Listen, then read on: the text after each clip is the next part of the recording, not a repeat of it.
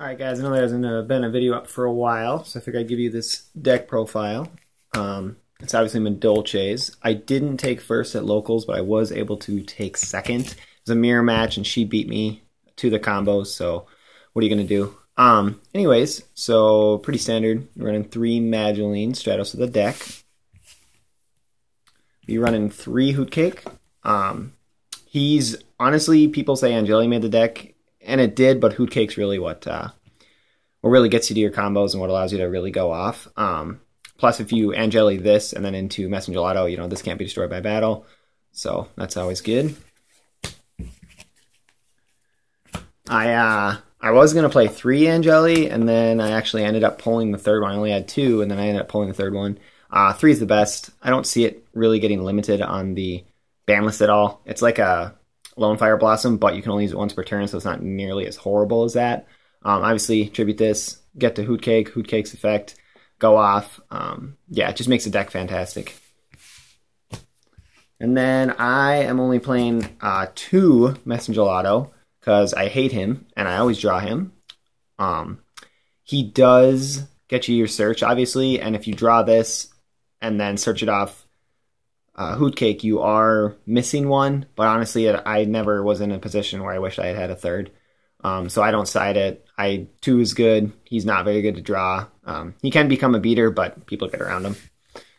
And then I'm playing 2 cats. I was playing 3, but 2 you search. It's just 2 searchable. The deck just searches everything. And 3, it just gets cloggy. Obviously, this plus Angeli gets you basically win combo forever. So, but yeah, 2 is good. You can side in the third, or you can have a third if you want, but I think 2 is good. You do get Messenger's effect if you special summon Messenger with this, but honestly, at 500 or maybe 1,000 with the field spell, it's just, you don't want to leave her out there. And then something that not every Messenger or not every Madolche player is playing is the Fire and Ice Hands. These guys came in clutch at the tournament. I mean, summon Fire Hand, attack, effect, pop. Summon Ice Hand, attack, effect, pop. It just devastated the Quacamiras, and it just puts food in gray for Hootcake, because you can set this. People don't see it coming, and then sure enough, you've got food in gray for Hootcake, and you pop a monster special summon. It just keeps board presence, keeps you from getting OTK'd. So, obviously, playing the 2 mandatory ice hands with the fire. You can play 3 and 3, but I find that to get cloggy. The worst thing, obviously, is drawing them, but you play around it. They're just so fantastic. They just get rid of so much. You get so much advantage off of them. All right, and then for the spells, it's a very small spell lineup because you do search most of the ones you play. I'm playing 3 Upstart. You don't have to. I'm playing it honestly because once you get to your Angeli Mewtwo combo, you basically just win every turn. This just gets you 37 cards. You get to your combo faster. You get to your traps.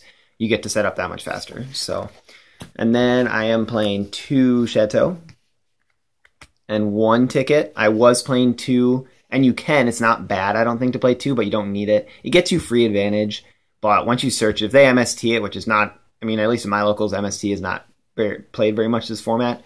If they MST it, it's kind of whatever. This is what you really want to have more of. So, but yeah. So then we've got a pretty hefty trap lineup. And I did increase it since the locals, just because once you get your combo, you just want to stop them from theirs. So I am playing 3 trap stun. I was playing 2, and honestly, the card's just too good. It just stops so much, because once you trap stun them and then go off in your combo, you're going to be able to cycle their traps right back into the deck, so they don't get to see them anymore. And you just win. You just flip that and win. Because I'm not maining Veiler, Boojins are a thing, and Effect Veiler doesn't hit Yamato, so I am maining 3 breakthrough skills. Obviously, breakthrough skills awesome. Mill it, you can activate on your turn. Like they Felgrand, you can activate this. They gotta chain it. What have you. It just offers so much utility in the deck. We are maining 2-dimensional. I know some people don't like this card. I love this card. Doesn't target. Well, it does target, but banishes it.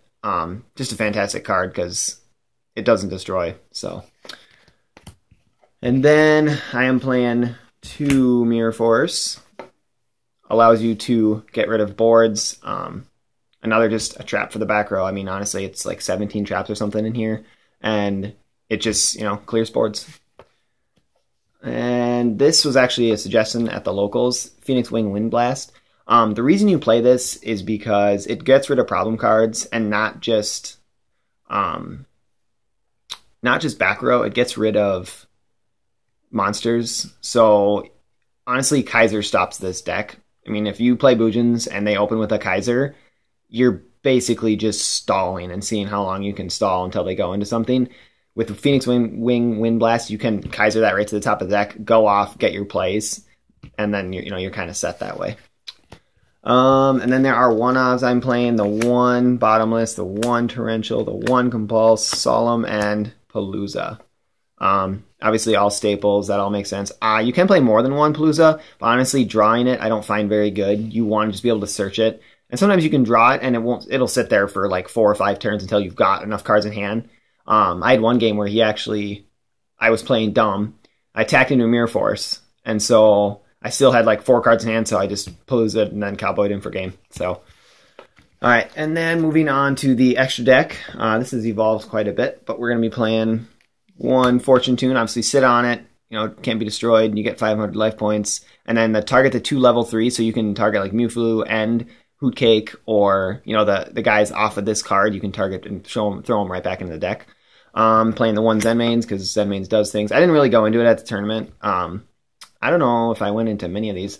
Obviously I went into this guy because you Mewflu into Angeli, and then you get your combo, and it just works too good. This guy I actually did go into. It baits out back row because you always have pretty much Ticket or Chateau live, and so when you do, you just attack him directly for 2,000. It's like basically a cowboy, but on steroids. This came out of the tournament, played skill drain Dark Rulers, and sure enough, it was like, okay, well, I will just attack you for 3,000. So, this guy, he's really conditional. I'm probably going to drop him. If I had an X10, I'd probably take this out.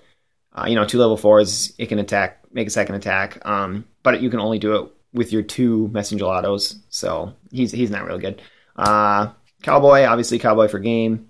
Pretty much his only use I've ever used him for. This guy, he's pretty good.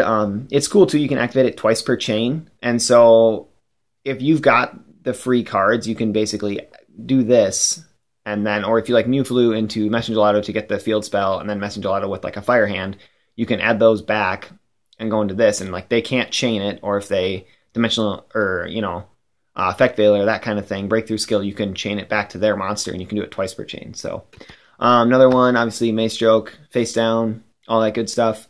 One Arc.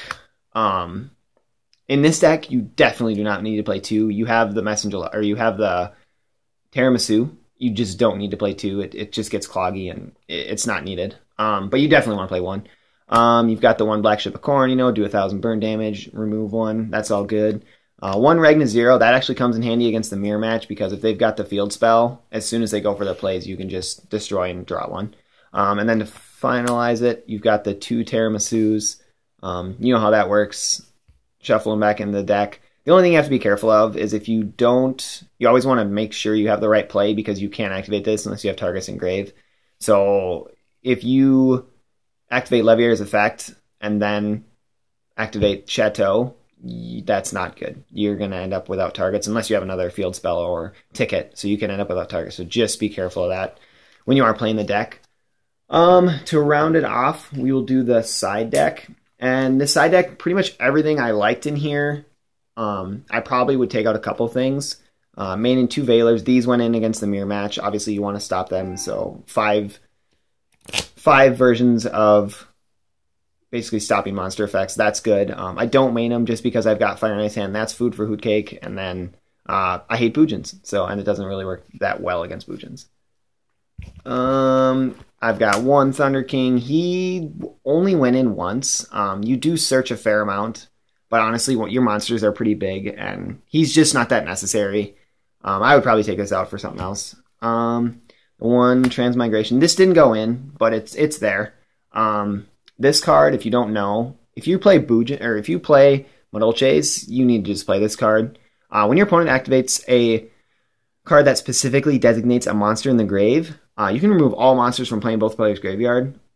Most likely, if you're playing Madolche's right, you don't actually have that many monsters in grave. So you activate Big Burn, and that is like the worst thing they can see, because if they soul charge, you activate Big Burn, and that is bad for them. It never actually went off. I sided it many times, but I was never able to get it off. Another thing, Light Imprisoning Mirror, obviously Boojins. Lightsworn, it just wins. Last trap I am siding is Mind Crush. You know, Mind Crush too good. You can use it against a mirror match. Like every deck searches, and Mind Crush is just too much fun. I was playing a Lightsworn player, and he was just going off, and he activated Eclipse Wyvern, you know, sent Judgment Dragon, then banished Eclipse to get Judgment Dragon to hand. I Mind Crushed, and sure enough, he had 3 JDs in hand. So that won me the game right there. So Mind Crush is just too good. Then I am siding 2 MSTs. They're pretty good against Boojins. If someone's playing Fire Fist, they're not bad. Just to stop the 10 keys. Again, Kaiser is a problem. So then we've got 2 Soul Release. This is similar to Big Burn, but a little less conditional, obviously. If you're playing even Sylvans and stuff, you can Soul Release their monsters in grave, and that they can get pretty salty about that. This was actually, I would be taking this out for maybe a 3rd MSC. This was for when you couldn't have more than 1 field spell, but now you can. So it's really not that necessary. But yeah, if you guys have any questions about the deck, or if you wanted to see other deck profiles, let me know. Yeah, peace out.